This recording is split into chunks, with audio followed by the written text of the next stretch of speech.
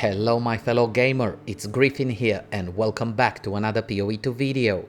Today I'm happy to share with you my Titan Ignite and Poison build. Our character reached level 90, melts T16 content and the build can be assembled on the budget. Let's talk about it. Let's dive in. Playstyle.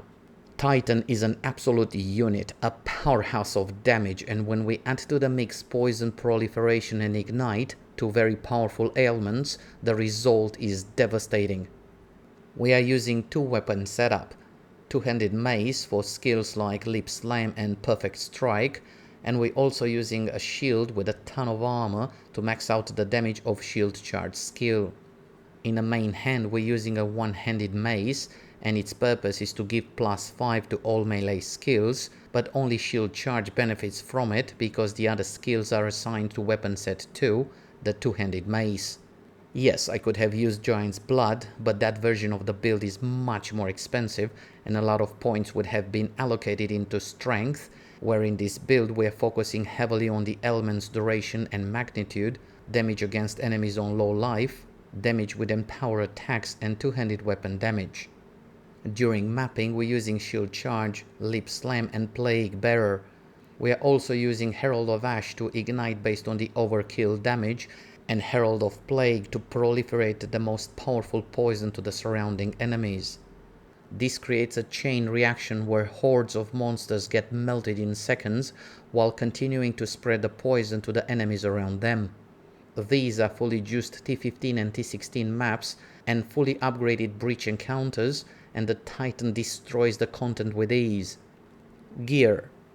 The star of the show is the Plague Finger set of gloves, and the entire build revolves around it. All damage from hits contributes to poison magnitude, and that includes elemental damage, especially the gigantic fire damage bonus provided by Infernal Cry. The other star of the show is the Deepest Tower helmet that makes the enemies in our character's presence count being on low life. We've selected these cluster of nodes for increased damage against enemies on low life, especially finishing blows, stars aligned and finality for a total of 540% damage against enemies on low life. The two-handed mace has very good damage and hits like a truck, but if you have the budget you can buy one with +7 to all melee skills and attack speed. The shield has good amount of armor to maximize damage of the shield charge skill that has 6 to 8 added physical damage per 15 armor on the shield and an insane damage multiplier of 1172% at level 24. We are also using rings with good amount of flat elemental and physical damage, and we're using the Ingenuity belt with 29 and 30 split to further boost the damage of our rings.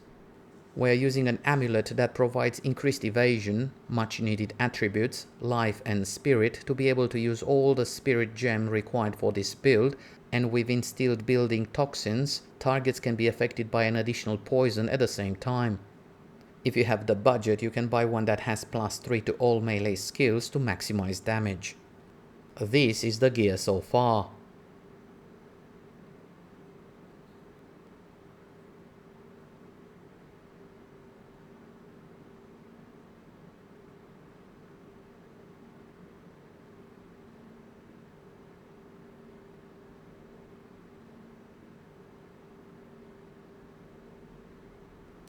Gems. Lip Slam with Holy Descent, Heft, Heavy Swing, Splinter to break enemies' armor, and Reverberate for a chance to create an aftershock.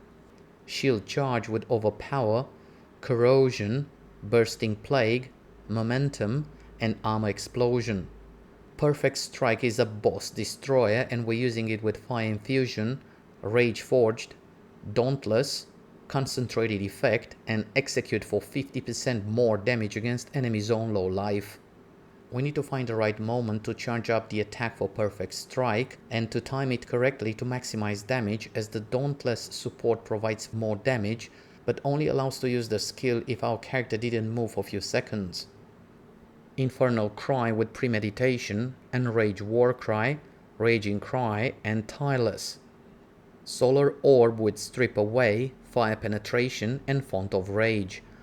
This provides fire exposure and also allows to gain rage quickly, and we should cast this before the pinnacle boss fight. It is not needed for the T16 map bosses as they melt away in seconds. Plague Bearer with magnified effect, astral projection, physical mastery, chaos mastery, and mobility.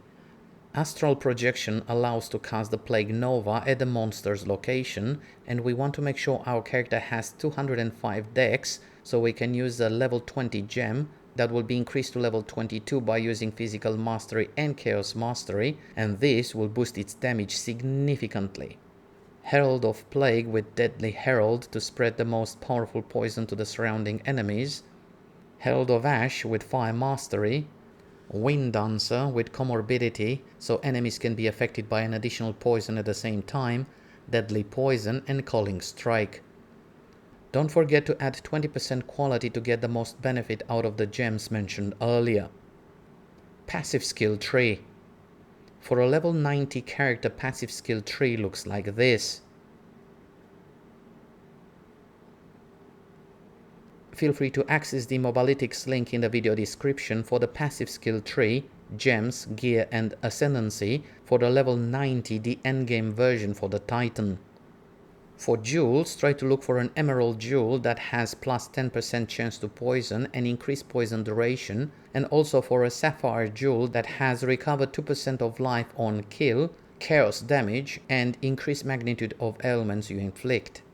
Regarding poison and ailments nodes, we're taking lasting trauma for increased duration and magnitude of ailments, and the points leading to it offer increased magnitude of ailments as well. Fast acting toxins for damaging ailments to deal damage faster, wasting for increased duration of damaging ailments and also increased damage with hits against enemies affected by ailments, and the nodes leading to it offer increased magnitude and duration of ailments. Lasting toxins and stacking toxins, so enemies can be affected by an additional poison at the same time, and also chance to poison nodes to be able to reach 100% chance to poison. Low tolerance for 60% increased effect of poison on enemies that are not affected by poison, and the amazing leeching toxins that offer poison magnitude and also recover 2% of maximum life by killing a poison enemy. This node and the 2% recovery of life on the jewel allows our character to stay alive while facing overwhelming hordes of monsters.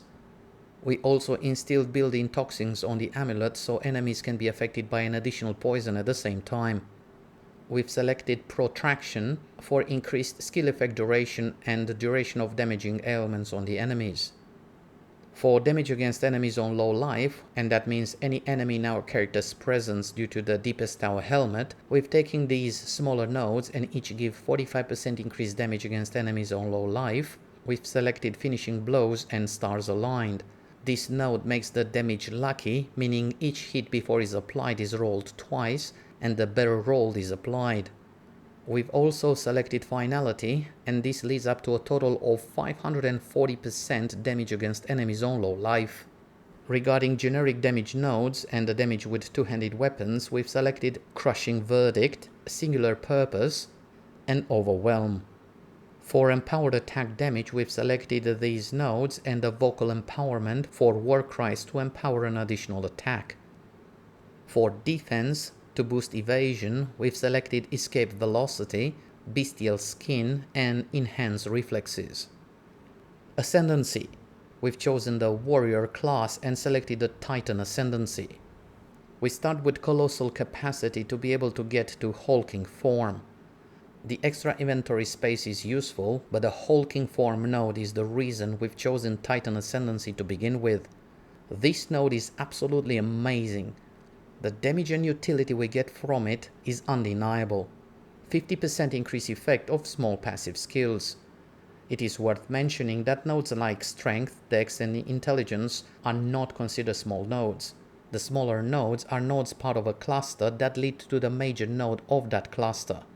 For example, all these nodes that provide increased damage with two-handed weapons without the Hulking Form node would provide 12% increased damage instead of 18%, damage against enemies on low life would otherwise provide 30% damage instead of 45%, and these nodes would provide 8% chance to poison instead of 12%, just to give you examples.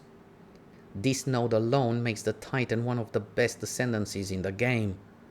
It is also one of the most versatile, allowing Titan to play so many different playstyles, including spellcasting due to hulking form major ascendancy node. The next node is Earthbreaker for increased chance to create an aftershock, and the last node is Ancestral Empowerment. Every second slam our character uses will be ancestrally boosted, meaning will deal 30% more damage and has 20% more area of effect. I've also tested Crushing Impacts and Surprising Strength, and they represent great options as well. Conclusion: Titan is an amazing ascendancy, immensely enjoyable and allows for a lot of different playstyles.